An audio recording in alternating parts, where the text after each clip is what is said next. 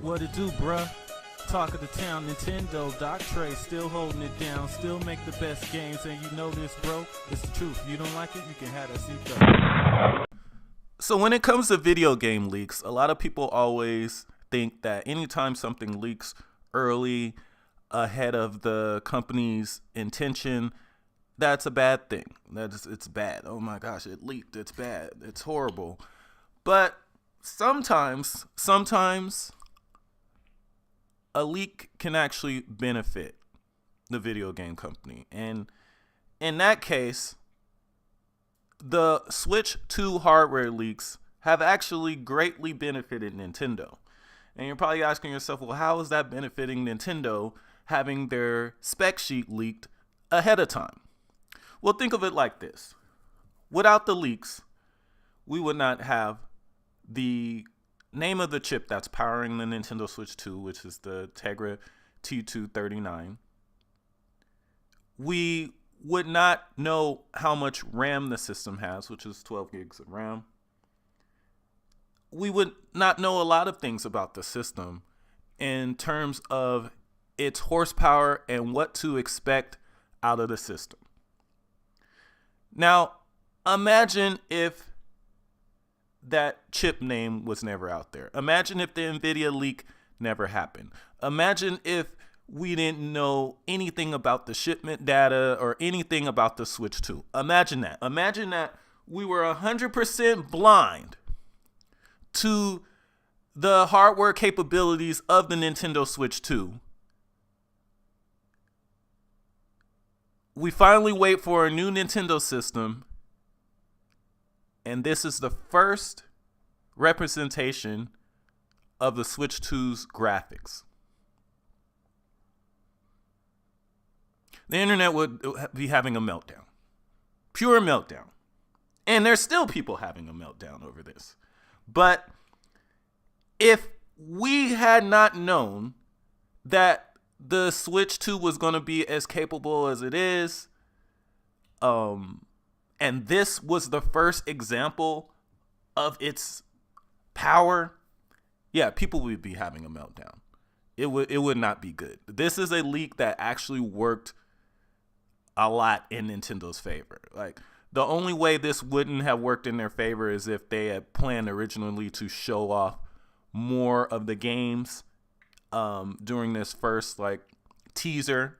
But as it stands now, if there have been no leaks whatsoever about the Switch 2's specs and what to expect out of the Nintendo Switch 2 hardware, and they went with this same exact reveal, the internet would have imploded.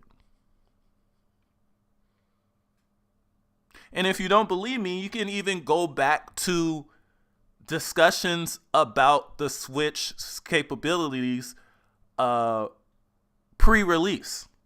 Like, there was a time, it's crazy, but there was actually a time where I was having to argue with people about the Switch being more powerful than the Wii U. I repeat, there was a time before the Switch came out that I had to actually argue with people about the Switch being more powerful than the Wii U and being able to play Wii U games in portable mode. There were people out there that believed that the Switch and that the Tegra X1 was not powerful enough to run Wii U games. There was a time at the beginning of the Switch's life where people were convinced just because Breath of the Wild wasn't 60 frames per second that that game was taxing the Switch. Breath of the Wild.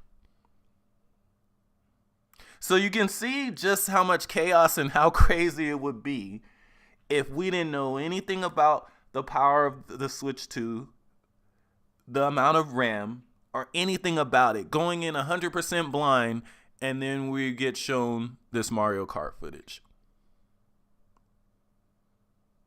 It would have been crazy around here.